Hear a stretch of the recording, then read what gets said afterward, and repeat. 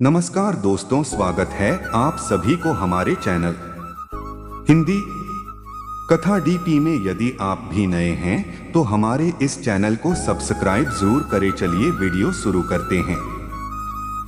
राधे राधे मित्रों, भगवान श्री कृष्ण ने अर्जुन को गीता का ज्ञान देते हुए कहा है कि कोई किसी का सगा नहीं होता। थोड़ी सी जमीन जायदाद अथवा माया मोह के चक्कर में पड़कर भाई भाई को मार देता है। एक सास अपनी बहू को मार देती है। मित्रों, हम आपको आज एक ऐसी कथा सुनाने जा रहे हैं जिसमें बहन को मारकर उसके 7 भाइयों ने खाया उसका मांस। एक बार भगवान श्री कृष्ण के पास देवर्षि नारद जी नारायण नारायण करते हुए आते हैं और भगवान श्री कृष्ण के पास आकर कहते हैं कि हे प्रभु, पृथ्वी पर मैंने देखा है भाई भाई को मार देता है, छोटी बहन बड़ी बहन को मार देती है, सास बहू को मार देती है, अपितु बहू सास को भी मार देती है। पृथ्वी लोक पर यह कौन सी माया चल रही है कि कोई किसी का सगा नहीं। हे प्रभु, कृपया आप मुझे इस प्रश्न का उत्तर समझाएं कि कोई किसी का सगा क्यों नहीं है। तब भगवान श्री कृष्ण कहते हैं, देवर्षि नारद जी, यह प्रश्न प्रत्येक मनुष्य के लिए अत्यंत दुर्लभ और लाभकारी है। मैं तुम्हें इस प्रश्न का उत्तर एक छोटी सी कथा के माध्यम से दूंगा। यह कथा 7 भाइयों की है। जब 7 भाइयों ने स्वयं अपनी बहन को मारकर उसका मांस खाया था, तब देवर्षि नारद जी कहते हैं, हे प्रभु, कृपया आप मुझे यह कथा सुनाइए और मेरी शंका का निवारण करिए। तब भगवान श्री कृष्ण कहते हैं, मैं आज तुम्हें जो कथा सुनाने जा रहा हूं वह कथा प्रत्येक मनुष्य के लिए अत्यंत दुर्लभ है। इस कथा को पूरा सुनना। तब देवर्षि नारद जी कहते हैं, हे प्रभु, मैं इस कथा को पूरा सुनूंगा। तब भगवान श्री कृष्ण कथा को सुनाते हुए कहते हैं, हे देवर्षि नारद जी, बहुत पुराने समय की बात है। एक गांव में एक दुखी परिवार रहता था। उस परिवार में 7 लड़के और एक लड़की थी। उन 8 के माता पिता जल्दी ही गुजर गए थे, तो बच्चों ने भी जल्दी ही अपनी अपनी जिम्मेदारियां समझ ली थी। भगवान श्री कृष्ण कहते हैं कि हे देवर्षि नारद जी, शुरू में सबको गुजारा करने में काफी परेशानी हुई थी, लेकिन समय के चलते सब कुछ उन्हें आसान लगा था। अब उन्होंने मां बाप के बिना जीना सीख लिया था। भगवान श्री कृष्ण कहते हैं कि हे देवर्षि नारद जी, यह बात उस समय की है जब समाज के पुरुषों का काम जंगली जानवरों का शिकार करना और औरतों का काम सिर्फ घर के काम काज करना और बच्चों को संभालना होता था। भगवान श्री कृष्ण कहते हैं कि हे देवर्षि नारद जी, वह 7 भाई और एक बहन इस गांव में बड़े प्यार से मिलजुल कर रहते थे। दिन निकलते ही 7 भाई शिकार के लिए निकल जाते और बहन सबके लिए खाना पकाती थी और घर के बाकी के दूसरे कामकाज करती थी। भाई जब जंगल से वापस आते तो साथ में बड़े बड़े जानवर पक्षी आदि को मार कर लाते थे। भगवान श्री कृष्ण कहते हैं कि हे देवर्षि नारद जी, वह 7 भाई जो भी चीज लाते थे, बहन उनके मांस को बड़े चाव से पकाती थी और सब भोजन करके बड़ी तृप्ति का अनुभव करते थे। ऐसे ही दिन गुजर रहे थे। भगवान श्री कृष्ण कहते हैं कि हे देवर्षि नारद जी, एक दिन की बात है, 7 भाई जंगल में शिकार करने के लिए गए थे। शाम होने वाली थी। बहन सबके लिए खाना बना रही थी। जब वह सब्जी बनाने के लिए उस सब्जी को काट रही थी, तभी चाकू की तेज धार से उसकी एक उंगली कट गई। अब उस कटी हुई उंगली से खून की धारा बहने लगी। भगवान श्री कृष्ण कहते हैं कि हे देवर्षि नारद जी, अब बहन ने सोचा, यदि मेरे भाइयों ने मेरी कटी हुई उंगली देखी तो मेरे भाई बड़े दुखी हो जाएंगे। इसलिए उसने यह सोचा कि अपने भाइयों को यह बात नहीं बतानी चाहिए और उनसे छिपा कर रखना चाहिए। भगवान श्री कृष्ण कहते हैं कि हे देवर्षि नारद जी, उसने बहते हुए खून को अपनी ओढ़नी से पोंछना चाहा, किंतु उसने सोचा कि उसके भाई उसकी ओढ़नी में लगे हुए खून के धब्बों को देखेंगे तो मुझसे पूछेंगे। फिर उसने सोचा कि चलो दीवार पर पोंछ देते हैं, लेकिन फिर उसने सोचा कि दीवार पर खून को पोंछना ठीक नहीं रहेगा। उसने सोचा, अगर मेरे भाइयों ने देख लिया कि दीवार पर खून पोंछा हुआ है तो वह मुझसे अवश्य पूछेंगे और फिर मुझे बताना पड़ेगा और वह फिर परेशान हो जाएंगे। भगवान श्री कृष्ण कहते हैं कि हे देवर्षि नारद जी, फिर बहन बेचैन होकर इधर उधर घूमने लगी, लेकिन उसे कोई ऐसी जगह नहीं मिली जहां उसका बहता हुआ खून उसके भाइयों की नजरों से बच सके। इसलिए उसे कोई उपाय न मिलने पर उसने उसी सब्जी में जो खाने के लिए बना रही थी, उसी में अपना खून जो था उसे पोंछ दिया। शाम को जब सातों भाई जंगल से वापस आए तो बहन ने भाइयों के लिए खाना परोसा। भगवान श्री कृष्ण कहते हैं कि हे देवर्षि नारद जी, आज सातों भाइयों को सब्जी बहुत ही स्वादिष्ट लगी। सातों भाई अपनी अपनी उंगलियां चाटते रह गए और अपनी बहन की पाक कला की तारीफ करने लगे। अपनी तारीफ सुनकर बहन भी खुशी से फूले न समा रही थी। भगवान श्री कृष्ण कहते हैं कि हे देवर्षि नारद जी, सातों भाई दिन भर के काम करने के कारण थके थे। सातों भाई उस दिन जल्दी सो गए। भगवान श्री कृष्ण कहते हैं कि हे देवर्षि नारद जी, अगली सुबह रोज की तरह वह सातों भाई जंगल को चले गए। जब वह थोड़ी दूर चले तो उन्हें प्यास लग गई। तभी पास की झील में सातों भाइयों ने पानी पिया और वहीं के पास के पेड़ के नीचे जाकर बैठ गए और बातें करने लगे कि रात के भोजन में बहन ने जो सब्जी बनाई थी वह बहुत स्वादिष्ट थी। सभी उसी सब्जी की चर्चा करने लगे। सातों भाइयों ने कहा कि इतना स्वादिष्ट खाना तो हमने आज तक नहीं खाया। भगवान श्री कृष्ण कहते हैं, हे देवर्षि नारद जी, वह सातों भाई कहते हैं कि आज घर चलकर इसके बारे में अपनी बहन से जरूर पूछेंगे और जानकर रहेंगे कि सब्जी में उसने ऐसा क्या मिलाया था जिससे वह सब्जी इतनी स्वादिष्ट बनी थी। शाम को सातों भाई जब घर आए तो दोबारा अपनी बहन की पाक कुशलता की तारीफ करते हुए कहने लगे, हमारी प्यारी बहन, कल रात की सब्जी में तुमने ऐसा क्या मिलाया था? भगवान श्री कृष्ण कहते हैं, हे देवर्षि नारद जी, बहन बताना तो नहीं चाहती थी क्योंकि वह सोच रही थी अगर उसके भाइयों को पता चला कि उसकी उंगली कट गई है तो मेरे सारे भाई दुखी हो जाएंगे, इसीलिए उसने कहा, कुछ नहीं बड़े भैया, सब जो रोज बनाती हूं वही बनाया था। तो उसका बड़ा भाई कहने लगा, प्यारी बहन, तुम्हें आज बताना ही पड़ेगा और मैं जानना चाहता हूं कि हमारी बहन ने इतनी स्वादिष्ट सब्जी कैसे बनाई। बड़ा भाई आगे कहता है कि तुम्हें मेरी सौगंध है बहन, तो तुम्हें आज सच्चाई बतानी ही पड़ेगी। बड़े भाई का सब सम्मान करते थे, इसलिए बहन को भी अब सच बोलना पड़ा। उसने धीरे धीरे सारी बात बताते हुए कहा, भैया मेरी उंगली कट गई थी तो बस इतना सा अपना खून सब्जी में मिला दिया था और ज्यादा कुछ नहीं। मैंने सोचा कि आप लोगों को पता चलेगा तो आप दुखी होंगे, इसलिए मैंने अपने खून को सब्जी में मिला दिया था। भगवान श्री कृष्ण कहते हैं, हे देवर्षि नारद जी, यह सुनकर 6 भाइयों ने मन में सोचा कि इसके खून की चंद बूंदें इतनी स्वादिष्ट है तो इसका मांस कितना स्वादिष्ट होगा। रात के खाने के बाद सातों भाई सोने के लिए चले गए। सातों में फिर इस बात की चर्चा छिड़ गई। बड़ा भाई कहने लगा, अरे भाइयों, खून की कुछ बूंदें हमारी बहन की इतनी स्वादिष्ट है तो सोचो उसके शरीर का मांस कितना स्वादिष्ट होगा। सबने बड़े भाई की हाँ में हाँ मिलाई, परंतु छोटे भाई को यह बात गलत लगी। उसने बड़े भाई का मान रखते हुए कुछ नहीं कहा और अगले दिन शिकार के लिए सातों भाई जाते हैं। भगवान श्री कृष्ण कहते हैं, हे देवर्षि नारद जी, उस समय सातों भाइयों ने योजना बनाई कि बहन को मारकर उसका मांस बनाएंगे और खाएंगे। बहन का मांस खूब स्वादिष्ट होगा। 7वें भाई को अपने बड़े भाइयों की योजना बिल्कुल भी अच्छी नहीं लगी। वह अपनी बहन को बचाने के लिए बेचैन हो गया। वह खुलकर इसका विरोध तो नहीं कर सकता था क्योंकि 6 भाई एक तरफ थे और वह अकेला एक तरफ शिकार करने के बाद सभी भाइयों ने मिलकर एक टीले पर बांस के पत्तों का एक चबूतरा बनाया जिसे चांद कहते हैं। भगवान श्री कृष्ण कहते हैं, हे देवर्षि नारद जी, उसकी योजना यह थी कि बहन को बहला फुसलाकर यहां पर लेकर आएंगे और तीर मारकर अपनी बहन की हत्या कर देंगे और उसका स्वादिष्ट मांस खाएंगे। भगवान श्री कृष्ण कहते हैं, हे देवर्षि नारद जी, अगले दिन बड़े भाई ने अपनी बहन से कहा, मेरी प्यारी बहन, अब तुम बड़ी हो गई हो और शादी के लायक हो गई हो। मैंने तुम्हारे लिए एक सुंदर वर की तलाश की है। आज हम उसको देखने जाएंगे और उसका घर भी देख कर आएंगे, इसलिए तुम भी हमारे साथ चलोगी। बहन शादी की बात से बहुत खुश हुई, तुरंत तैयार होकर भाइयों के साथ चलने लगी।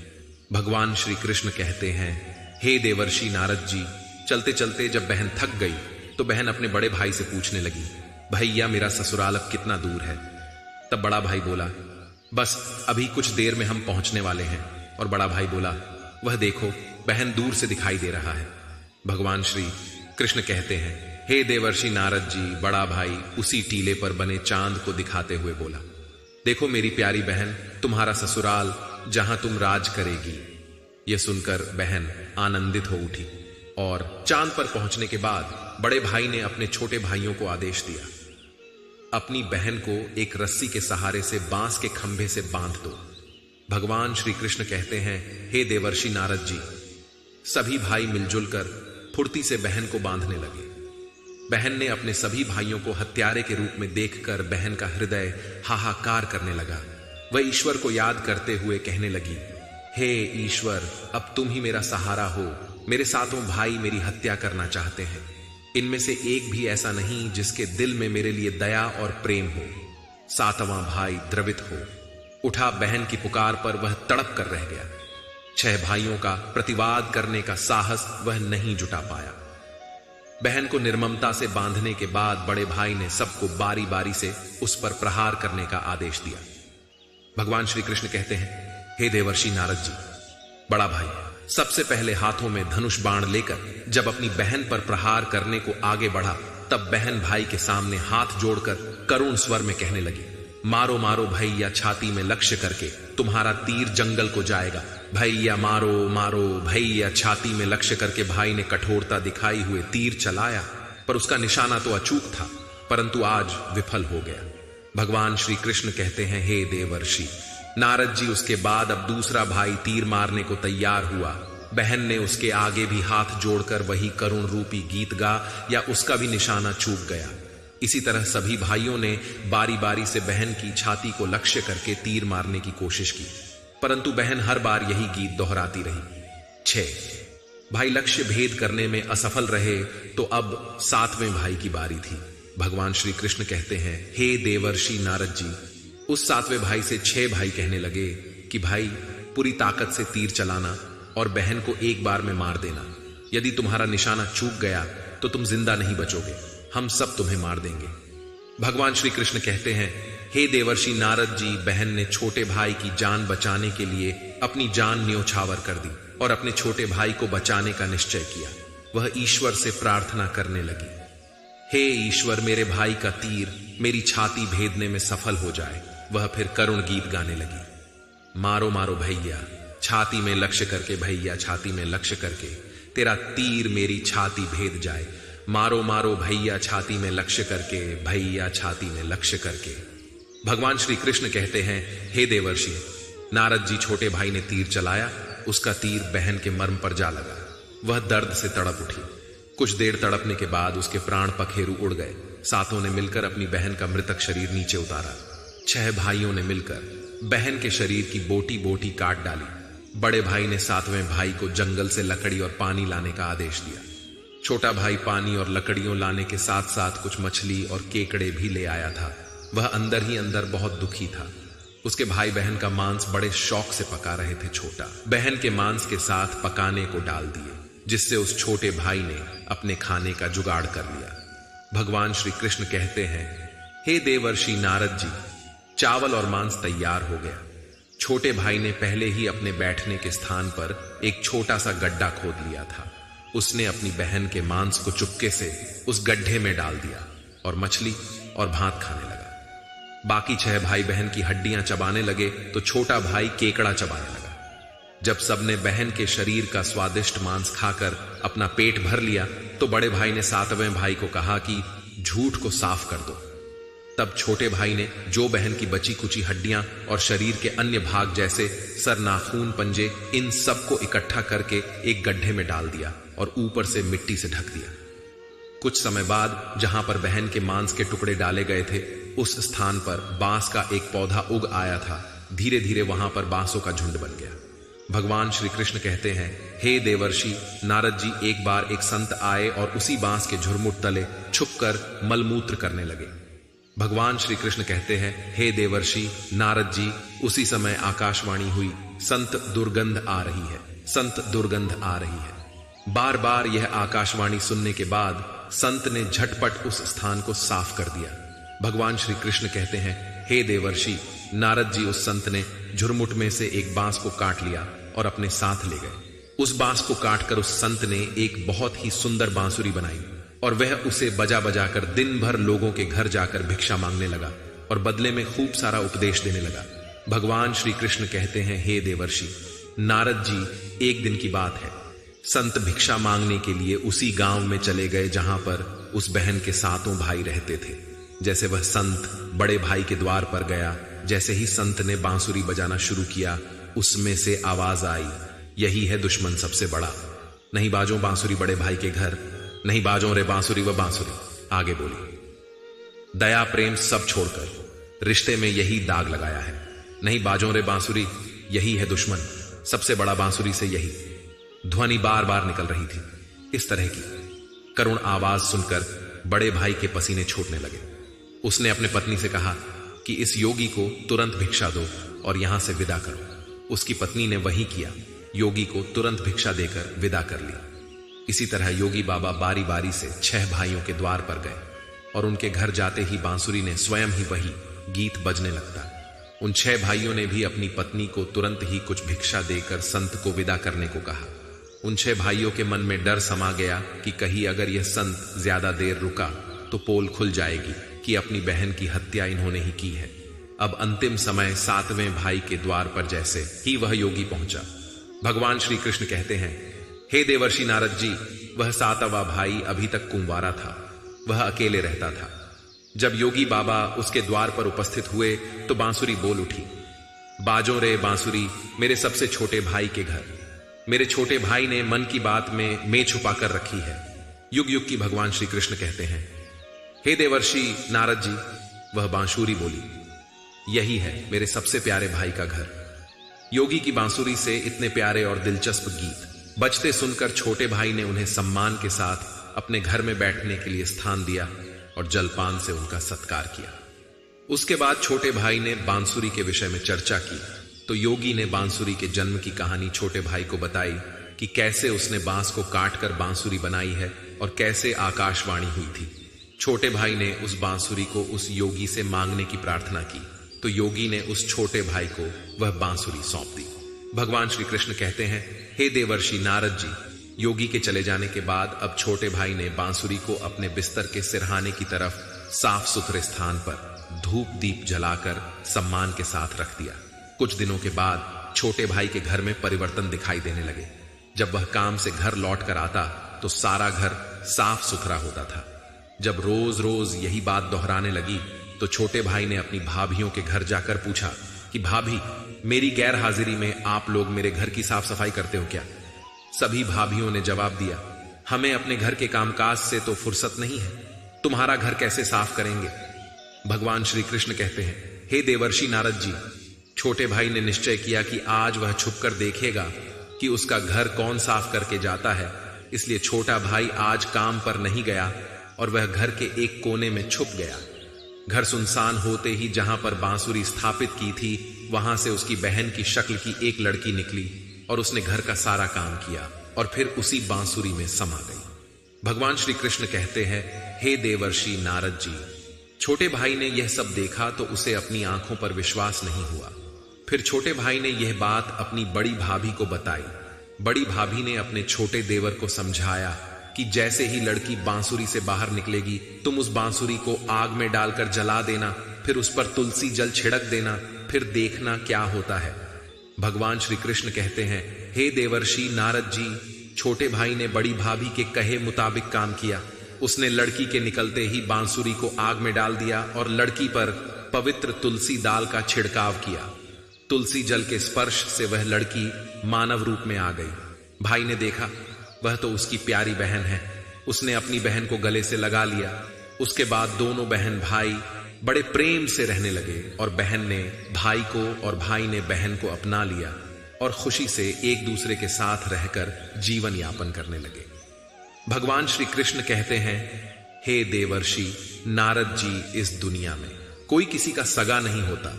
जो इंसान आपसे निस्वार्थ प्रेम करता है वही आपका सच्चा निर्देशक और एक मार्गदर्शक है।